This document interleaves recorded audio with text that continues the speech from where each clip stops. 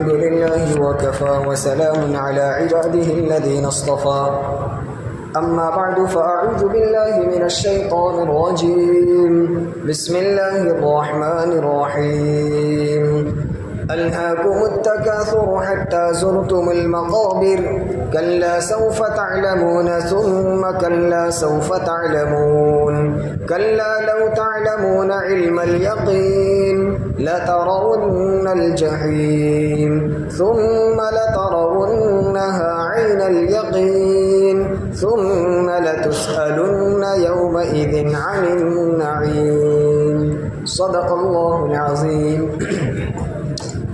گزشتہ مجلس سے سورہ تکاثر کی تفسیر شروع کی گئی تھی۔ آخری آیت کے متعلق کچھ باتیں عرض کرنی تھی جو گزشتہ مجلس میں باقی رہ گئی تھی۔ آخری آیت ہے ثم لتسألن یومئذ عن النعیم۔ ہم سورت کا ایک مختصر خاکہ پھر سے دہرا لیتے ہیں کہ اللہ تبارک و تعالیٰ فرماتے ہیں کہ انسان دنیا کے مال و دولت کو کمانے اور حاصل کرنے میں، دنیا کے عہدے اور منصب کو حاصل کرنے میں ایسا مشغول اور مصروف ہوا کہ وہ آخرت سے بالکل غافل ہو گیا، اور اس کی غفلت اتنی طویل ہوتی گئی اور وہ اتنا غافل رہا یہاں تک کہ تم قبروں میں پہنچ جاتے ہو۔ حتی زرتم المقابر، انسان قبرستان تک پہنچ جاتا ہے، وہاں تک وہ غفلت کا شکار ہو جاتا ہے۔ اللہ تعالیٰ فرماتے ہیں ابھی تم کو پتہ نہیں چل رہا، ابھی تم کو نصیحت کی جا رہی ہے، بتایا جا رہا ہے، آخرت کی تیاری کرنے کا موقع دیا جا رہا ہے، لیکن تم دنیا کے پیچھے دوڑ لگا کر آخرت سے، اللہ سے، جنت جہنم سے، حساب کتاب سے غافل ہو گئے ہیں۔ ابھی پتہ نہیں چلے گا، سوف تعلمون، ان قریب تم جب قبر میں جاؤ گے تب تم کو پتہ چل جائے گا۔ پھر ہم تاکید کے ساتھ کہتے ہیں آخرت سے غافل نہ ہونا، قبر سے اٹھنے کے بعد جب حشر میں پہنچو گے تب بھی تمہیں پتہ چل جائے گا، اور اس وقت جہنم تمہارے سامنے ہوگی۔ لترون الجحیم ثم لترونها عین الیقین، تم جہنم کو دیکھو گے اور اپنی آنکھوں سے اس کا مشاہدہ کر لو گے۔ تو دنیا میں رہتے ہوئے تم کو اس غفلت سے بچنا ہے تو اس کا پہلا علاج یہ ہے کہ تم آخرت کا اور اللہ کے عذاب، اللہ کے غصے اور غضب کا تصور کرو کہ جن چیزوں کی وجہ سے تم آخرت سے غافل ہو گئے، جس دنیا نے تم کو آخرت سے غافل کر دیا ہے، اس دنیا میں ہونے والے گناہ اور جن چیزوں کی وجہ سے تم اللہ سے غافل ہو گئے، ان چیزوں کے پیچھے غور کرو کہ آخرت میں اس کی کیا سزا ہوگی اور جہنم کی کیا سزا ہوگی۔ تو جہنم کا اور اللہ کے عذاب اور غصے کا تصور کرنے سے تم دنیا میں غفلت سے بچ جاؤ گے، آخرت کی غفلت سے نکل جاؤ گے اور آخرت کی تیاری کی توفیق ملے گی۔ یہ پہلا علاج۔ آخری آیت میں دوسرا علاج بتایا ہے کہ غفلت سے بچنے کے لیے کیا کرنا ہوگا، ہم تم کو بتاتے ہیں ثم لتسألن یومئذ عن النعیم۔ پھر آخرت کے دن میں، قیامت کے دن میں تم کو نعمتوں کے بارے میں سوال کیا جائے گا، تمہاری ہر نعمت کے بارے میں پوچھا جائے گا۔ اس لیے دنیا میں رہتے ہوئے اللہ کی ایک ایک نعمت کا استعمال کرتے ہوئے سوچنا کہ میں یہ اللہ کی دی ہوئی نعمت اللہ کے حکم کے مطابق استعمال کر رہا ہوں یا اس کی نافرمانی میں استعمال کر رہا ہوں۔ ہر نعمت کے بارے میں سوال ہوگا۔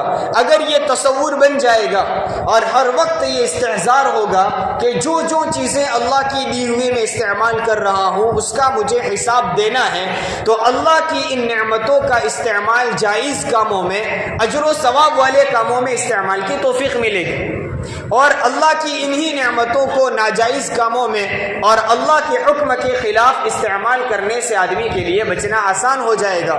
نتیجہ یہ ہوگا کہ وہ اللہ کی ذات اور آخرت سے غافل نہیں ہوگا۔ اور قرآن میں اور جگہ بھی بیان کیا ہے، اللہ تعالیٰ ہر نعمت کے بارے میں پوچھیں گے، ان السمع والبصر والفؤاد کل اولئک کان عنہ مسئولا۔ سمع کا معنی کان کے بارے میں پوچھا جائے گا، ہم نے تم کو کان کی نعمت دی تھی، کہاں استعمال کی؟ ہم نے تم کو آنکھیں دی تھی، کہاں استعمال کی؟ ہم نے تم کو دل دیا تھا، حالانکہ دل سے کوئی آواز نہیں نکلتی، لیکن اللہ تعالیٰ دل کی باتوں کو بھی جانتا ہے، ان اللہ علیم بذات الصدور۔ اس لیے وہاں حساب ہوگا اور حساب سچا دینا پڑے گا۔ حدیثوں میں ہے کچھ لوگ وہ ہوں گے جو اطراف میں دیکھیں گے کہ ادھر تو کوئی گواہ نہیں ہے، اللہ تعالیٰ پوچھیں گے، وہ جھوٹ بولنا چاہے گا، اللہ تعالیٰ کہیں گے میں تمہارے لیے گواہ پیش کر دوں کہ تم نے یہ نافرمانی کی ہے، وہ دائیں بائیں دیکھے گا کہ کوئی گواہ تو نظر نہیں آتا، تو وہ دھڑلے سے کہہ دے گا ہاں گواہ پیش کر دو، میں نے وہ گناہ نہیں کیا ہے۔ اللہ تبارک و تعالیٰ اس وقت زبان کو بند کر دیں گے، منہ پر لوک لگ جائے گا، اور پھر انسان کے اعضاء گواہی دیں گے۔ الیوم نختم علی افواہہم، ہم ان کے منہ کو بند کر دیں گے، کیا ہوگا؟ وتکلمنا ایدیہم وتشہد ارجلہم بما کانوا یکسبون، جو کچھ کمایا اس کے ہاتھ گواہی دیں گے، اس کے پیر گواہی دیں گے۔ آیت میں ہاتھ اور پیر سے مراد انسان کے تمام اعضاء مراد، انسان کے اعضاء گواہی دیں گے۔ اب جس آیت میں کہا ان السمع والبصر والفؤاد، ہم آنکھ کے بارے میں، ہم کان کے بارے میں، ہم دل کے بارے میں سوال کریں گے۔ انسان جھوٹ بولنا بھی چاہے گا، انسان کی آنکھیں گواہی دے دیں گی، جو نیک کیا ہے اور جو بد کیا ہے ہر اعتبار سے گواہی ہوگی۔ کچھ خوش نصیب وہ ہوں گے جن کی آنکھیں گواہی دیں گی، یا اللہ یہ اس کو تو نے آنکھیں دی تھی، یہ علماء کی، یہ بزرگوں کی اس سے زیارت کرتا تھا، وہ کعبۃ اللہ کی زیارت کے لیے تڑپتا تھا، وہ تیرے رسول کے روزے کی زیارت کی تمنا رکھتا تھا، وہ قرآن کے پاروں اور قرآن کی آیتوں کو دیکھنے کی تمنائیں کیا کرتا تھا اور اپنی آنکھوں کو اس میں استعمال کرتا تھا۔ لیکن افسوس ممکن ہے کچھ لوگ وہ بھی ہوں گے جن کی آنکھیں گواہی دیں گی کہ اللہ تو نے اس کو آنکھیں دی تھی، لیکن یہ ان آنکھوں کے ذریعے سے نامحرم عورتوں کو دیکھا کرتا تھا، تو نے آنکھیں دی تھی اور حکم دیا تھا کسی کے گھر میں جھانک کر نہ دیکھنا، یہ اپنے آنکھوں کے ذریعے سے دوسروں کے گھروں میں جھانکا کرتا تھا۔ یہ سوال ہوگا اور سوال کا صحیح حساب لیا جائے گا۔ آنکھوں کے بارے میں سوال، کان کے بارے میں سوال ہوگا، ان کانوں کے ذریعے سے تم نے قرآن کی تلاوت سنی تھی، ان کانوں کے ذریعے سے تم نے اللہ کے دین کی باتوں کو سنا تھا، یا ان کانوں کے ذریعے سے تم نے گانے سنے تھے، ان کانوں کے ذریعے سے تم نے غیبت سنی تھی۔ ہر چیز کا سوال ہوگا، یہاں تک کہ دل و دماغ کا سوال ہوگا اور حساب دینا پڑے گا۔ کچھ خوش نصیب وہ ہوں گے جو کہیں گے، جن کے دل اور جن کا دماغ گواہی دیں گے، اے اللہ تیری مخلوق میں بہت سارے بندے وہ تھے جو نمازوں سے محروم، جو مسجدوں سے دور تھے، اس انسان کو تو نے دل و دماغ دیا، یہ اپنے دل و دماغ سے پلاننگ بناتا تھا، یہ سوچتا تھا اور تصور کرتا تھا میرا وہ پڑوسی مسجد میں نہیں آتا، اس کو مسجد میں کیسے لاؤں، میرا وہ دوست نماز نہیں پڑھتا، اس کو میں نماز کے لیے کیسے تیار کروں، میرا فلاں متعلق مالدار ہے، اللہ نے استطاعت دی ہے، حج کی طاقت رکھتا ہے، وہ حج کے لیے تیار نہیں، میں اس کو کیسے سمجھاؤں، یہ دل و دماغ تصور کرتا تھا۔ کچھ دل و دماغ خوش نصیب وہ ہوں گے جو اس طرح کی گواہی دیں گے، لیکن کچھ دل و دماغ وہ بھی ہوں گے جو گواہی دیں گے اے اللہ تو نے اس کو اپنی خواہشات پورے کرنے کے لیے جائز طریقے بتائے تھے، نکاح کا راستہ دیا تھا، لیکن وہ ہر وقت نامحرم سے اور اپنی نامحرم دوستوں سے ملنے، ملاقات کرنے اور اپنی خواہشات پوری کرنے کے تصور بنایا کرتا تھا، اور وہ اپنی ضرورت اس سے پوری نہیں کر سکتا تھا،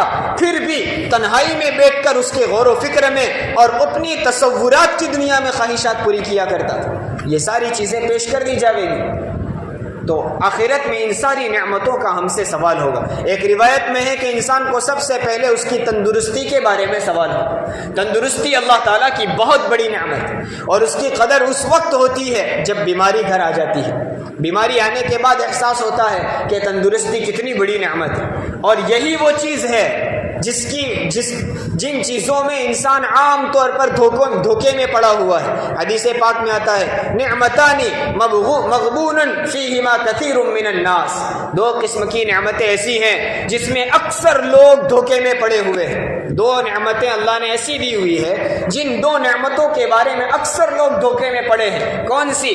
الصحت والفراغ، ایک تو تندرستی اور دوسری فارغ وقت، خارج وقت، ضروریات کے بغیر کا ملا ہوا وقت۔ یہ دو چیزیں رسول اللہ صلی اللہ علیہ وسلم کے فرمان کے مطابق وہ نعمتیں ہیں جن کے بارے میں اکثر لوگ دھوکے میں پڑے ہوئے۔ تندرست کے دنوں میں عبادت کی توفیق نہیں ہوتی، جب بیماری آ جاتی ہے عبادت کرنا چاہتا ہے لیکن کر نہیں سکتا۔ فارغ اوقات ملے ہوئے اس کی قدر نہیں ہوتی، جنت میں جانے کے بعد بھی افسوس رہ جائے گا کاش اس فارغ وقت میں، اس خالی وقت میں کچھ کر جاتا تاکہ جنت کے اور بلند درجات مجھے مل جاتے۔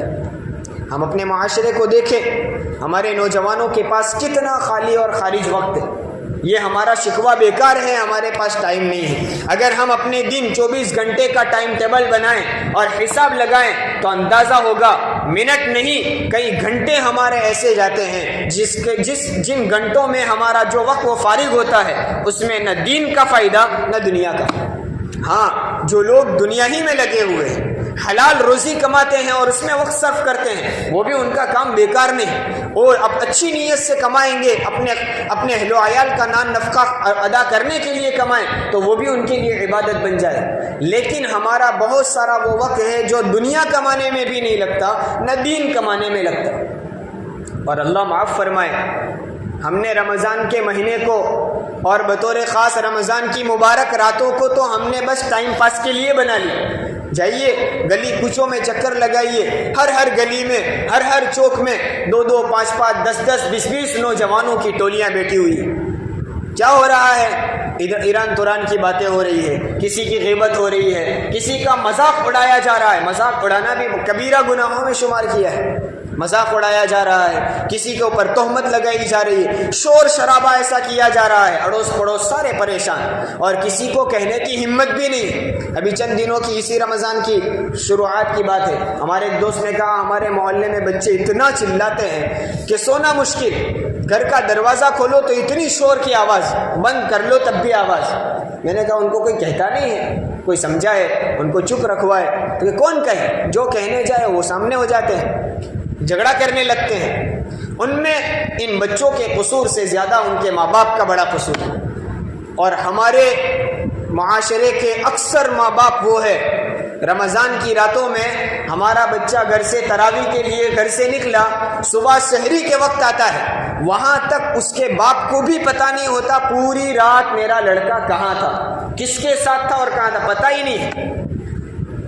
اور اس سے بڑھ کر معاف کیجئے، خود ماں باپ بھی بہت سارے وہ ہیں جو اپنی مجلسوں میں، باپ اپنے دوستوں کے ساتھ مجلسوں میں ہیں، ماں اپنے محلے کی عورتوں کے ساتھ بیٹھی ہوئی ہے اور باتیں ہو رہی ہے، 15 منٹ 20 منٹ کے قرآن کے حلقے کے نام پر 1.5 2 گھنٹے کی عورتوں کی مجلسیں اب تو لگ رہی ہے، تو وہ اپنی مجلس میں ہے اور بیٹا اپنے دوستوں کے ساتھ مختلف محلوں اور بازاروں میں چکر لگا رہا ہے۔ یہ فارغ وقت ہے، یہ ایک اللہ تبارک و تعالیٰ کی بہت بڑی نعمت ہے۔ حضور فرماتے اکثر لوگ اس کے سلسلے میں دھوکے میں پڑے ہوئے، تو اس کو ہمیں قیمتی بنانے کی ضرورت ہے۔ آخرت میں ہر نعمت کے بارے میں سوال ہوگا، اور ہماری عبادتیں حیثیت کیا رکھتی ہے کہ ہم اللہ کی ان نعمتوں کا حساب چکا سکیں۔ ذرا اندازہ لگائیے اس روایت سے، آخرت میں جب انسان کا اللہ کے سامنے انسان کی پیشی ہوگی اور اس کا حساب کتاب لیا جائے گا تو اس کے سامنے 3 بڑے بڑے رجسٹر لائے جائیں گے، 3 بڑے بڑے رجسٹر اس کے نامہ اعمال لائے جائیں گے۔ ایک رجسٹر میں اس کی زندگی کی تمام نعمتیں، یعنی پیدا ہونے سے لے کر موت تک جتنی اللہ کی نعمتیں اس نے استعمال کی ہے تمام نعمتیں اس میں لکھی ہوئی ہوں گی، اور دوسرے رجسٹر میں اس کی زندگی بھر کے تمام نیک اعمال لکھے ہوئے ہوں گے، اور تیسرے رجسٹر میں اس کی زندگی کی تمام نافرمانیاں گناہ کے کام لکھے ہوئے ہوں گے۔ یہ 3 رجسٹر لائے جائیں گے، پھر اس بندے کو پیش کیا جائے گا، اور اللہ تبارک و تعالی اس رجسٹر میں جس میں نعمتیں لکھی ہوئی ہے ان نعمتوں میں سے سب سے چھوٹی نعمت جو ہوگی، سب سے آخری درجے کی جو نعمت ہوگی، اس نعمت کو اللہ تعالیٰ مخاطب کر کے کہیں گے کہ اٹھ، اور اس کی عبادت والے رجسٹر میں جہاں نیکیاں لکھی ہوئی ہے ان نیکی والے رجسٹر میں سے اپنی قیمت وصول کر لے، یعنی یہ جو سب سے چھوٹی نعمت ہے اس کے مقابلے میں جو عبادتیں بندے نے کی ہے وہ اس کے حساب سے تو وہ عبادتیں اپنے پاس لے لے، وہ سب سے چھوٹی نعمت اٹھے گی، اور عبادت والے رجسٹر میں سے زندگی بھر کی تمام تر عبادتیں سمیٹ کر اپنے حصے میں لے کر ایک طرف کھڑی ہو جائے گی۔ اللہ تعالیٰ پوچھیں گے کیا ہوا، اپنا حساب وصول کر لیا؟ تو وہ سب سے چھوٹی نعمت کہے گی کہ میں اس کی عبادت والے رجسٹر میں جائزہ لیا، تمام عبادتیں میں نے لے لی، ابھی میرا حساب باقی ہے، میں نے اپنی ابھی قیمت وصول نہیں کی۔ یہ تو سب سے چھوٹی نعمت کا حال یہ ہوگا۔ تو ہزاروں لاکھوں کروڑوں اور خربوں نعمتیں ہم اللہ کی استعمال کرتے ہیں، کون سی عبادت کے ذریعے سے ہم اللہ کو حساب چکا سکتے ہیں؟ وہ بندہ اس منظر کو دیکھ کر پریشان ہو جائے گا کہ اب تو میں گیا، اب تو میری بخشش نہیں ہو سکتی، لیکن اللہ تبارک و تعالیٰ جن پر اپنا فضل فرمانا چاہیں گے تو اپنے فضل سے پھر اس کو جنت میں داخل کر دیں گے۔ کہنے کا حاصل یہ ہے کہ یہ عبادت اس لیے نہیں کرتے ہیں کہ عبادت کر کے اللہ کا حساب ہم چکتا کر دیں گے، نہیں کر سکتے۔ عبادت اس لیے کرتے ہیں کہ کچھ نہ کچھ عبادت ہو جائے، اللہ کو رحم آ جائے، اپنا فضل فرما دے اور ہمیں جنت میں داخل کر دے، ورنہ اللہ کے فضل کے بغیر کوئی شخص جنت میں داخل نہیں ہو سکتا۔ جتنے لوگ جنت میں جائیں گے وہ سب بھی اپنی عبادت کی بنیاد پر نہیں، اللہ کے فضل کی بنیاد پر جا سکتے ہیں۔ اس لیے بنو اسرائیل کے ایک آدمی نے اللہ تبارک و تعالیٰ سے دعا کی کہ اللہ مجھے ایک طویل ترین عمر دے، لمبی عمر دے، اور مجھے ایسا موقع اور ماحول دے کہ میں پوری عمر صرف تیری عبادت ہی میں گزار لوں۔ اللہ تبارک و تعالیٰ نے اس کی دعا قبول کی اور اس کو ایک جزیرے میں لا کر کھڑا کر دیا، ٹاپو میں چھوڑ دیا۔ وہاں پانی کا چشمہ اللہ نے پیدا کر دیا اور انار کا درخت پیدا کر دیا کہ تو یہ انار کے درخت سے انار کھاتا رہے اور پانی پیتا رہے، میری عبادت کرتا رہے۔ اللہ تبارک و تعالیٰ نے اس انار میں وہ برکت رکھ دی تھی کہ روزانہ وہ ایک انار کھاتا اور اس کے ذریعے سے اس کی غذا ہو جاتی، 24 گھنٹے نکل جاتے، اور اسی پانی کے چشمے سے وہ پانی پی کر گزارا کر لیتا، اور وہ یوں 150 سال تک، 150 سال تک اللہ کی عبادت کرتا رہا۔ پھر آخرت میں اس کو اللہ کے سامنے پیش کیا جائے گا۔ اللہ تبارک و تعالیٰ اس کے بارے میں فرشتوں سے کہیں گے جاؤ میرے اس بندے کو میرے فضل سے جنت میں داخل کر دو۔ وہ اللہ کا اس فرمان سن کر کہے گا اللہ تیرے فضل سے جنت میں 150 سال عبادت کر کے آیا ہوں اور کچھ کمائی نہیں، کچھ دنیا نہیں، کسی چیز میں مصروف نہیں، خالص تیری عبادت کرتا رہا، پھر بھی تیرے فضل سے جنت میں۔ اللہ تبارک و تعالیٰ فرشتوں سے کہیں گے جاؤ اس کو جہنم میں لے جاؤ، اس کو لے جایا جائے گا، وہ جہنم کے قریب ہوتا جائے گا، جہنم کی گرمی اور حرارت سے وہ جو جنت کی جہنم کے قریب ہوتا جائے گا اس کی پیاس کی شدت بڑھتی جائے گی، اس کو پانی کی خواہش ہوگی۔ یہ اللہ تبارک و تعالیٰ کی طرف سے پہلے سے نظام کیا جائے گا۔ وہ جو قریب پہنچے گا شدید پیاس کا شکار ہوگا، اور پھر جنت جہنم کے قریب ہوگا تو وہاں سے ایک فرشتہ پانی کا ایک گلاس لے کر گزر رہا ہوگا۔ یہ اللہ تبارک و تعالیٰ کی طرف سے فرشتے کو حکم ہوگا، وہ پانی کا گلاس لے کر آئے گا تو یہ بندہ اس سے کہے گا بھائی مجھے پانی پلا دو، ایک گلاس پانی مجھے پلا دو۔ وہ فرشتہ کہے گا ایسے نہیں ملے گا، یہ مفت میں نہیں ملتا ہے، اس کی قیمت چکانی پڑے گی۔ اچھا کیا قیمت ہے؟ اس ایک گلاس کی قیمت کیا ہے؟ فرشتہ کہے گا یہ گلاس پانی چاہیے، 150 سال کی عبادت دینی پڑے گی، 150 سال کی عبادت۔ اچھا دی، جا میں نے تجھے 150 سال کی عبادت دے دی، مجھے بس یہ پانی دے دے۔ چونکہ وہ شدید پیاس کا شکار ہوگا، وہ پانی کا ایک گلاس پی لے گا، پھر اللہ تبارک و تعالیٰ کے سامنے اس کو پیش کیا جائے گا۔ اللہ تعالیٰ فرمائیں گے دیکھا تو اپنی عبادت کے بدلے میں جنت چاہتا تھا، ایک گلاس کے لیے تمہیں 150 سال کی قیمت چکا دی، اب کون سی عبادت تیرے پاس ہے جنت میں جانے کے لیے؟ وہ کہے گا یقیناً کہ اللہ تیرے فضل ہی سے میں جنت میں جا سکتا۔ بہرحال اللہ دیکھیے ایک گلاس کی قیمت، وہ تو اللہ تعالیٰ نے ایک نظام بنایا، ورنہ 150 سال کی عبادت بھی ایک گلاس سے نہیں چکائی جا سکتی۔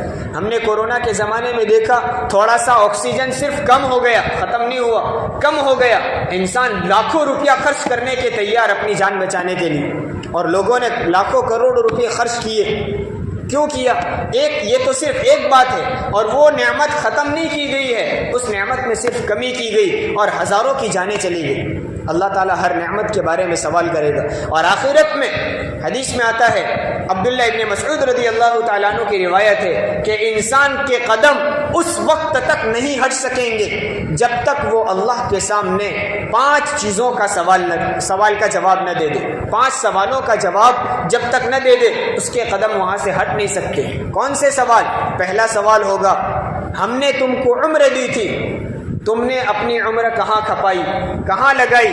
عمر کے بارے میں یعنی زندگی کے بارے میں سوال ہوگا۔ اسی صورت کے شروع میں والعصر میں بتا دیا کہ اللہ تعالیٰ کی دی ہوئی یہ نعمت یعنی یہ زندگی، یہ وقت، یہ ٹائم کتنا قیمتی ہے۔ اللہ تعالیٰ اس کے بارے میں سوال کریں گے۔ ہم نے تمہیں وقت دیا تھا، وہی میں نے ابھی کہا نا 2 چیزیں اللہ تعالیٰ نے دی ہے، صحت اور فارغ وقت، جس کے بارے میں انسان دھوکے میں ہے۔ اس عمر کے بارے میں، زندگی کے بارے میں سوال ہوگا کہ تم نے اپنی زندگی کہاں کھپائی۔ اور دوسرا سوال ہوگا ہم نے تم کو جوانی دی تھی، جوانی کہاں خرچ کی، جوانی کہاں پرانی کی؟ فیما ابلاہو، ابلاہو کا معنی پرانا کر دینا، اپنی زندگی کے اس مرحلے کو، جوانی کی زندگی کو تم نے کہاں کھپایا؟ حالانکہ پہلا سوال عمر کے بارے میں، زندگی کے بارے میں، اس میں جوانی بھی آ گئی۔ زندگی کس کو کہتے ہیں؟ بچپن سے لے کر موت تک، پیدا ہونے سے لے کر موت تک پوری زندگی ہے، اس میں جوانی بھی شامل تھی، لیکن مستقل طور پر جوانی کا سوال ہوگا، اس لیے کہ جہاں زندگی ایک بہت بڑی نعمت ہے، اس زندگی میں جوانی بہت زیادہ قیمتی ایک اللہ کی دی ہوئی نعمت ہے، اس لیے مستقل اس کے بارے میں سوال ہوگا۔ اور اللہ تبارک و تعالیٰ کے نزدیک جوانی کی عبادت بہت زیادہ پسندیدہ ہے۔ اللہ تعالیٰ جوانی کی عبادت کو بہت پسند کرتا ہے، چونکہ جوان آدمی کا خون جوش مارتا ہے، وہ کسی کے سامنے جھکنا پسند نہیں کرتا، کسی کے سامنے اپنے آپ کو چھوٹا بنانا پسند نہیں کرتا، چھوٹی چھوٹی باتوں میں آستینی چڑھا لیتا ہے، جھگڑے کے لیے تیار ہو جاتا ہے، کیونکہ اس کے پاس صحت ہے، قوت ہے، اس کے اعضاء صحیح سالم ہے، تو وہ کہتا ہے کہ کوئی ہم کو کچھ کہہ کر کیا جائے، ہم اس کا مقابلہ کریں گے۔ لیکن وہی نوجوان جب اللہ کے سامنے اپنا سر جھکا کر اور اللہ کے سامنے اپنی پیشانی کو زمین پر رگڑتا ہے، اللہ کو بہت زیادہ رشک آتا ہے، اور اس جوانی کی عبادت کی اللہ تعالیٰ کے یہاں بہت قدر کی جاتی ہے۔ ذرا اندازہ لگائیں کہ جوانی کی عبادت کتنی بڑی نعمت ہے، اس بات سے اندازہ لگائے کہ جب آخرت میں حشر کا میدان قائم ہوگا، نفسی نفسی کا عالم ہوگا، ہر آدمی پریشان ہوگا، انبیاء تک اپنے حساب کے متعلق پریشان ہوں گے، اور سورج بالکل انسانوں کے سروں پر ہوگا۔ آج جو سورج ہے دنیا میں، اس دنیا زمین کے مقابلے میں سورج کی دوری تقریباً 9,33,000 کلومیٹر دور ہے، پھر بھی ہم کو گرمی اتنی محسوس ہوتی، پنکھے چلتے ہیں، ایئر کنڈیشن چلتے ہیں، گھر میں ہم کمرے میں بند ہو جاتے ہیں، چھت ہمارے سروں پر ہے، اس کے باوجود گرمی برداشت نہیں ہوتی۔ اندازہ لگائے اس وقت کتنی سخت گرمی ہوگی، اور انسان اپنے گناہوں کی وجہ سے پسینے میں ایسا سرابور ہوگا کہ اس کے جسم سے پسینہ نکلتا ہوگا، اور علماء فرماتے ہیں جب جسم سے پسینہ نکلنا شروع ہوگا اور اس کا پسینہ بہے گا تو 70 ہاتھ نیچے تو پسینہ اندر جذب ہو جائے گا۔ 70 ہاتھ میں تو ہم زمین سے پانی نکال لیتے ہیں، 70 ہاتھ نیچے تک تو اس کا پسینہ جذب ہوتا جائے گا، چوستی جائے گی وہ زمین، پھر اس کے بعد بھی پسینہ اوپر اتنا بڑھتا جائے گا کہ ہر آدمی اپنے گناہ کے مناسبت سے پسینوں میں ڈوبا ہوا ہوگا، کوئی ٹخنے تک، کوئی گھٹنے تک، کوئی کمر اور پیٹ تک، اور کسی کے منہ تک پسینہ آ گیا ہوگا۔ اس عالم میں اللہ تبارک و تعالیٰ کی طرف سے ایک سایہ پیدا کیا جائے، جس کو ہم عرش کا سایہ کہتے ہیں۔ عرش کا سایہ کا مطلب اللہ کی طرف سے ایک قسم کا سایہ پیدا کیا جائے گا، اس سایے میں اللہ کے بعض اور چنندہ خاص بندوں کو ڈالا جائے گا، خاص بندوں کو وہاں وہ سایہ ملے گا۔ جن لوگوں کو اللہ کے اس سایے کا، عرش کا سایہ اس آخرت اور حشر کے میدان میں نصیب ہوگا، ان میں ایک وہ آدمی ہے جو وہ آدمی ہے جس نے اپنی جوانی کو اللہ کی عبادت میں گزاری۔ شاب نشأ فی عبادت اللہ، وہ آدمی وہ نوجوان جس کی جوانی میں اللہ کی عبادت میں پرورش پائی، اللہ کی عبادت میں نشو و نما پایا، وہ جوانی کی عبادت اللہ تبارک و تعالیٰ کی اتنی قدردانی والی ہے کہ اللہ تبارک و تعالیٰ آخرت کے عرش کا سایہ اس نوجوان کو عطا کرے گا۔ اس لیے بھائیوں، میرے اپنے نوجوان بھائیوں سے میں پہلے مخاطب ہوں، جوانی کی قدر کر لو۔ کسی نے بہت اچھا جملہ کہا ہے، آج صحت ہے، طاقت ہے، اللہ کے سامنے سر جھکانے کی قدرت اللہ نے تم کو دی ہے، اس سجدے کی قدر کر لو۔ بہت سارے وہ لوگ ہیں جو نماز پڑھتے ہیں بغیر سجدے کے۔ کیا مطلب؟ نماز تو پڑھتے ہیں لیکن اعضاء کمزور ہو گئے، عمر کے تقاضے سے سر زمین پر رکھنے کی قدرت نہیں ہے، اشارے سے کوئی کرسی پر، کوئی بیڈ پر لیٹے ہوئے اشارے سے نماز پڑھتا ہے۔ قدر کر لے، اللہ تبارک و تعالیٰ نے ہمیں یہ قدرت دی ہے، اور جن لوگوں کو اللہ نے اولاد کی نعمت سے نوازا ہے وہ بھی عزم کرے، ارادہ کرے، اگر ہم اپنی جوانی کی کم از کم قدر نہ کر سکے تو اپنے بچوں کی ایسی تربیت کریں گے کہ ہمارے بچوں کی جوانی بیکار نہ ہو جائے، ہمارے بچوں کی ہم نگرانی رکھیں گے، حکمت کے ساتھ، مثبت انداز میں، پازیٹیو طریقے سے اپنے بچوں کی ایسی تربیت کریں گے کہ اس کا دل بازاروں میں لگنے کے بجائے اس کا دل مسجدوں میں لگنے والا بن جائے، اس کا دل موبائل کے پیچھے لگنے کے بجائے قرآن اور علم دین کے حاصل کرنے میں لگ جائے۔ یہ ہماری ذمہ داری بھی ہے. یا ایھا الذین آمنوا قوا انفسکم واہلیکم نارا. اللہ تبارک و تعالیٰ نے حکم دیا اپنی جانوں کو بھی اور اپنے گھر والوں کو بھی جہنم کی آگ سے بچاؤ. کلکم راع وکلکم مسئول عن رعیتہ. ہر شخص ذمہ دار ہے اور ہر ایک کو اپنے ماتحت کے بارے میں سوال کیا جائے. بہرحال تو جو 5 سوال ہوں گے، ایک سوال زندگی کے بارے میں، دوسرا سوال جوانی کے بارے میں، تیسرا سوال ہوگا کہ تم نے مال کہاں سے کمایا، تم نے مال کہاں سے کمایا. آدمی آزاد نہیں ہے، یوں سمجھتا ہے ہم بازار میں ہو تو وہاں شریعت تھوڑی آتی ہے، وہاں تو جیسے سودا کرنا ہو کر لو. نہیں کر سکتے. ارے وہ شریعت جس نے انسان کو اور شریعت کے اس پابند کو چند منٹ کے لیے قضاء حاجت کے لیے جانے والے بیت الخلاء میں جانے کے وقت بھی ہم کو آزاد نہیں چھوڑا، وہاں کی بھی تعلیم دی ہے کہ تم کو کس طرح فارغ ہونا ہے، کس طرح استنجا کرنا ہے، پاکی حاصل کرنے کا کیا طریقہ ہو، تم کو کون سا ہاتھ استعمال کرنا ہے، تم کو کیا دیکھنا ہے کیا نہیں دیکھنا ہے. ہم کو پابند بنایا. تو پھر بھرے بازار میں ہم آزاد کیسے ہو سکتے ہیں کہ جس کے ساتھ جیسا چاہے سودا کر لیں؟ ہم کو آزادی نہیں ہے. اور بات طویل ہو جائے گی، میں مختصر پیش کرتا چلوں. یہی ہمارے سودے اور ناجائز طریقے سے حاصل کیا ہوا مال ہمارے لیے عبادت کے راستے میں آڑ بنتا ہے. یہ پیٹ میں جانے والا لقمہ اللہ کی عبادت سے محروم کر دیتا ہے اور بسا اوقات عبادت کی حلاوت سے محروم کرتا ہے. ہمارا دل نمازوں میں نہیں لگتا، تلاوت میں نہیں لگتا، دعا میں مزہ نہیں آتا، ذکر کی توفیق نہیں ہوتی. اس کی بہت ساری وجوہات میں ایک بہت بڑی وجہ یہ ہے کہ ہمارا لایا ہوا رزق حلال یا حرام اس کی تحقیق ہمیں کرنے کی ضرورت ہے. رسول اللہ صلی اللہ علیہ وسلم نے بہت پہلے ہم کو پیشین گوئی سنا دی تھی. ایک زمانہ آئے گا جس میں انسان مال کمائے گا اس بات کی پرواہ کیے بغیر کہ یہ حلال ہے یا حرام، بس جو آتا ہے آنے دو. اس لیے مسائل پوچھے، علماء سے معلوم کرے میں اس قسم کا سودا کرتا ہوں، اس سودے سے میرے لیے کمائی کرنا جائز ہے یا نہیں، حلال ہے یا حرام، جانے. ایک صحابی رضی اللہ تعالیٰ عنہ نے ایک بندی سے سودا کیا. میں مختصر بتاتا ہوں. حضرت عائشہ رضی اللہ تعالیٰ عنہ کو جب پتہ چلا تو حضرت عائشہ رضی اللہ تعالیٰ عنہ نے اس بندی سے کہا جاؤ ان کو کہہ دو کہ تم نے اگر اس سودے کو باقی رکھا اور اس طرح سودا کیا تو رسول اللہ صلی اللہ علیہ وسلم کے ساتھ کیے ہوئے جہاد اور آپ کے ساتھ پڑی ہوئی نمازیں، حج عمرے سارے تمہارے ضائع ہو جائیں. معلوم یہ ہوا حرام کا سودا کرنے یا ناجائز طریقے سے کوئی سودا کرنے کی وجہ سے پچھلی کی ہوئی عبادت بھی ضائع ہو جاتی ہے. اور وہ تو کون ہے؟ صحابی رسول ہے. اور ان کی نمازوں کا کیا کہنا؟ اللہ کے رسول صلی اللہ علیہ وسلم کے ساتھ پڑھی ہوئی نمازیں. جہاد فی سبیل اللہ کی عبادت کتنی عظیم الشان. اللہ تبارک حضرت عائشہ رضی اللہ تعالیٰ عنہ فرماتے وہ سب بھی ضائع ہو جائے گا. یہاں تک کہ اگر کسی معصوم بچے کو جو شریعت کا مکلف نہیں ہے، اس پر کوئی پابندی نہیں ہے، لیکن ماں باپ نے اس کو ناجائز لقمہ اگر معصوم بچے کو کھلا دیا ہے، کل کو جوان ہونے کے بعد بھی اس کی عبادت پر وہ سالہ سال پہلے کھایا ہوا ناجائز لقمہ اثر انداز ہوتا ہے. اس لیے بہت ضرورت ہے. اللہ تعالیٰ اس کا سوال کریں گے، اس نعمت کا سوال ہوگا. اور جہاں مال کمایا اس کا سوال ہوگا. تو دوسرا سوال، چوتھے نمبر پر سوال یہ ہوگا کہ اس مال کو تم نے کہاں خرچ کیا. آدمی یوں نہ کہے کہ یہ تو میرے گاڑے پسینے کی کمائی ہے، میں نے اپنی محنت سے کمایا ہے، میں جہاں خرچ کرنا چاہوں کر دوں.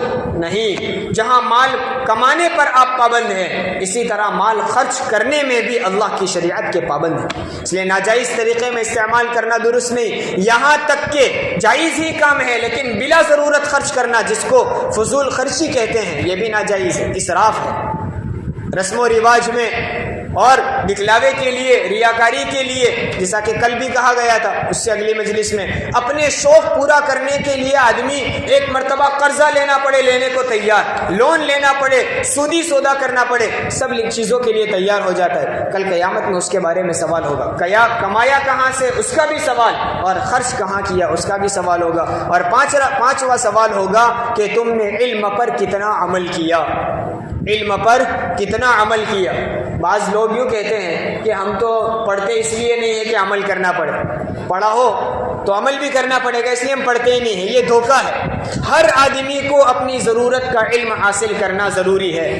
ہر انسان پر اپنی ضرورت کے بقدر علم کرنا تو حاصل کرنا تو اس کے لیے فرض ہے. جیسے ہر عاقل بالغ مسلمان پر نماز فرض ہے، تو ہر انسان عاقل بالغ مسلمان کے لیے ضروری ہے نماز کے مسائل کو جاننا کہ مجھ پر نماز فرض ہے، کس طرح پڑھی جاوے گی، کتنی رکعتیں پڑھی جاوے گی، نماز کا طریقہ کیا ہوگا، وقت کون سا ہوگا. ان مسائل کو، بنیادی مسائل کا جاننا ضروری ہے. تجارت میں لگا ہوا ہے، تجارت کے بنیادی مسائل کا جاننا ضروری ہے. کھیتی باڑی کرتا ہے، اس کے مسائل، بنیادی مسائل کا جاننا ضروری ہے. پھر اس کے باریک باریک مسائل وہ علماء کے پاس ہے، اس علم کا حاصل کرنا فرض کفایہ ہے. یہ اہل مدارس، یہ علماء کرام وہ فریضہ انجام دیتے ہیں، ورنہ ہر آدمی کو اپنی ضرورت کا علم حاصل کرنا ضروری ہے. نہیں کیا تو بھی جواب دینا پڑے گا، اور علم حاصل کر کے عمل نہیں کیا تو بھی جواب دینا پڑے گا. یہ اللہ تعالیٰ کی دی ہوئی نعمتیں ہیں جن کے بارے میں سوال ہوگا. آیت کریمہ میں ذکر کیا ہے ثم لتسألن یومئذ عن النعیم. اس دن یعنی قیامت کے دن نعمتوں کے بارے میں تم سے ضرور سوال کیا جائے گا. اللہ تبارک و تعالیٰ آخرت کی فکر کرنے کی اور آخرت کی تیاری کرنے کی ہمیں توفیق اور سعادت عطا فرمائے. سبحان اللہ.